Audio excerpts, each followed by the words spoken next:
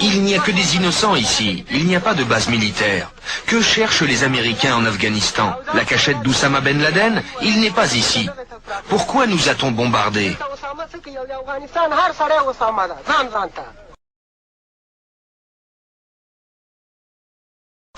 Environ 200 personnes ici sont mortes. L'Amérique nous demande de livrer Ben Laden, mais vous savez, en Afghanistan, nous sommes tous Oussama Ben Laden. Les pillages se multiplient comme dans ce dépôt de farine et de sucre. Il faut les empêcher de prendre la nourriture.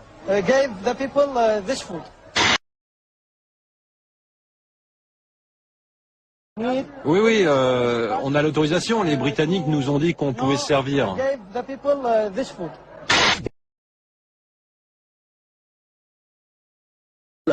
Aujourd'hui, pour séduire les jeunes, l'armée a une nouvelle arme de propagande, un jeu vidéo. Le joueur se glisse dans la peau virtuelle d'un soldat américain. Ce jeu a coûté 7 millions de dollars à l'état-major, mais il est offert gratuitement sur le site internet de l'armée. J'ai envie de jouer quand je regarde le journal de TF1 le soir et que je vois la guerre. Je vois la guerre en Irak. Et sincèrement, j'aime beaucoup les États-Unis, j'ai très envie de les aider quand je les vois comme ça.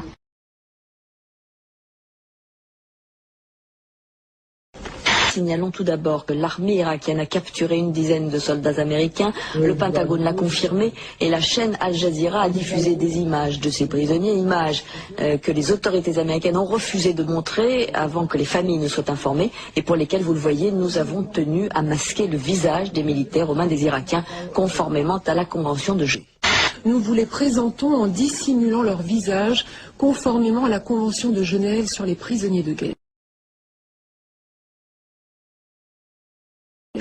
Ils ont été capturés ou se sont rendus d'eux-mêmes. Leur visage ne trahit aucune fatigue. Ces 250 hommes ont à peine eu le temps de se battre, de défendre la ville d'Umm Qasr.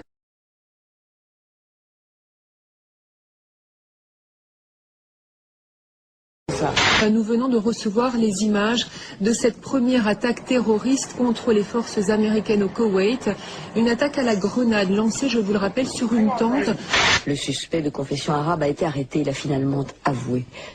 Un suspect est arrêté. C'est un soldat américain, membre de la division.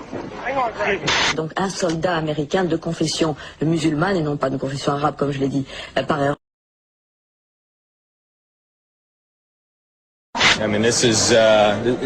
C'est presque comme une action de jeu. On fait beaucoup de comparaisons avec le football. Saddam Hussein peut bien espérer disputer un nouveau round de fausses concessions, de fausses transparences. Pas de doute, il va vouloir jouer une prolongation. Mais la partie est finie. Cette fois-ci, le conflit se déroule pratiquement en direct, à la manière, si je puis me permettre, d'un match de football. On en a tué pas mal près du pont, à Bassora. On a eu notre part, on a été bien servis. Merci Bill. Laissons les Français siroter leur vin pendant qu'on fait le boulot de nettoyage. Après ça, il ne faut pas qu'ils se demandent pourquoi on les déteste autant. Le Daily Mail, lui, traite Jacques Chirac de Pimp of Paris, le maquereau de Paris. Les Français ont perdu la Deuxième Guerre mondiale en à peu près 20 minutes. Si les Américains ont le droit d'être contre la guerre en Irak, pas les Français. C'est à nous qu'ils doivent cette indépendance avec laquelle ils nous narguent à l'ONU. Les Français sont, 53% avec nous, c'est bon, mais 33% avec l'Irak. Mais c'est incompréhensible, c'est terrible. Si on peut faire ne serait-ce qu'une toute petite chose, une chose spéciale, comme ne pas acheter du vin français ou allemand, parce qu'ils ne nous soutiennent pas, si on peut faire ça, ce serait une manière de dire à nos gars, on est derrière vous à 100%. Si vous n'aimez pas l'Amérique, j'ai la solution. Dites adieu à ce pays et surtout, dites au revoir à ça. Demande à Jacques Chirac s'il veut répondre à de nouvelles questions de la presse française. C'est vous le patron, lui répond-il. Ah bon, c'est moi le patron, alors allons manger. Tout est dit.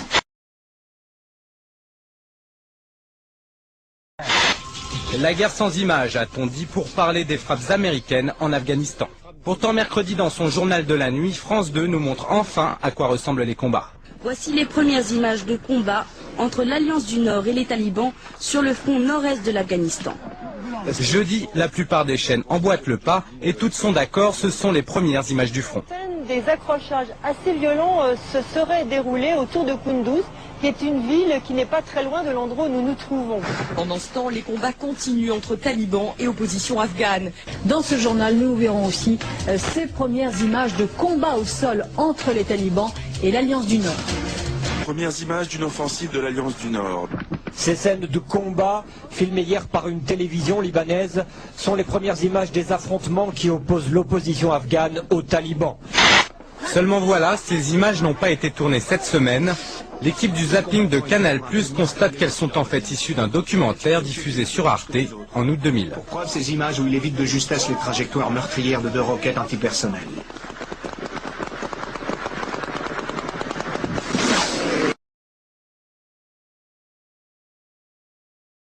Tony Blair a rendu public il y a quelques jours un rapport apparemment accablant sur les armes de destruction massive détenues par l'Irak. Mercredi dernier, devant le Conseil de sécurité de l'ONU et devant 1 milliard de téléspectateurs, Colin Powell vantait les mérites et le sérieux de ce document. Quelques heures plus tard, le scandale éclate lorsque la presse révèle que ce fameux rapport est un vulgaire plagiat, la photocopie avec faute de frappe d'origine d'une thèse rédigée par un étudiant californien. Les chiffres cités datent de 1991 et n'ont plus aucun rapport avec la réalité actuelle. Je suis stupéfait à quel point on ne comprend pas notre pays, tous ces gens-là qui nous détestent. Je n'arrive pas à y croire, car je sais à quel point nous sommes bons. La preuve ?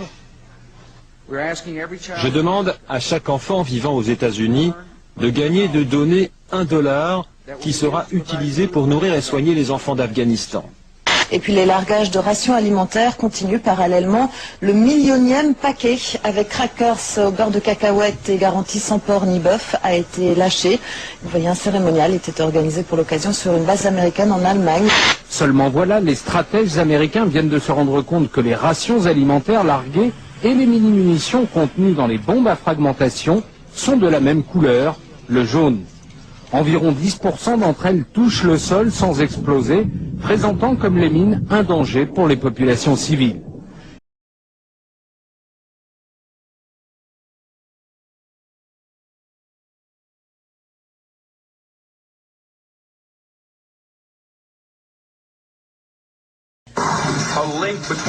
Regardez bien en bas de l'écran. Fox News donne chaque jour le taux de risque d'attentat comme nous donnons le risque de pollution. Aujourd'hui, niveau 3, risque élevé. Au milieu du chaos, discrètement, un seul ministère reste debout, celui du pétrole. Depuis la chute de Bagdad, c'est le seul bâtiment public à être protégé par une armada de chars américains. Les États-Unis qui préparent déjà la reconstruction, l'armée américaine a attribué un contrat très important au groupe Halliburton, qui avait été dirigé par Dick Cheney, l'actuel vice-président. En 1989, George Bush Jr. siégeait au conseil de direction du groupe Carlyle, poste qu'il conservera jusqu'en 1994 sans jamais déclarer ses revenus. Cette gigantesque entreprise travaille surtout avec le secteur de la défense, missiles, avions, chars, 16 milliards de dollars d'actifs. George Bush père est toujours un des piliers de Carlyle. Le conseil d'administration est constitué d'un réseau d'hommes de pouvoir de premier plan capables d'influer sur tous les décideurs politiques. Chacun des partenaires détient un capital de 200 millions de dollars.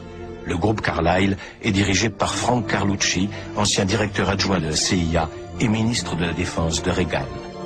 Au lendemain de son élection, George Bush Jr. signait avec le groupe Carlyle un contrat d'armement de 12 milliards de dollars portant sur un nouveau système d'artillerie contre l'avis de tous les experts du Pentagone qui le jugeaient totalement inadapté. Un hélicoptère Apache a ajusté son tir, la roquette est partie, sa femme, ses fils, ses frères, sa mère, 15 corps aujourd'hui, sans vie, qu'il emmène lui-même à la morgue. Saddam Hussein était là depuis 30 ans. Je suis là depuis 3 jours. 3 jours. Mais je vous le demande, combien de gens ont été tués dans cette guerre? Trop? Oui, trop. Et maintenant, on n'a plus rien. Il ne nous reste rien. Vous êtes libre?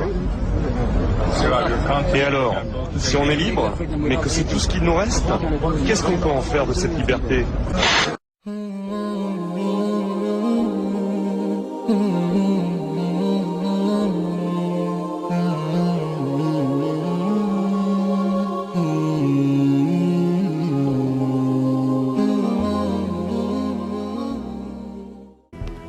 مع تحيات Reality Today.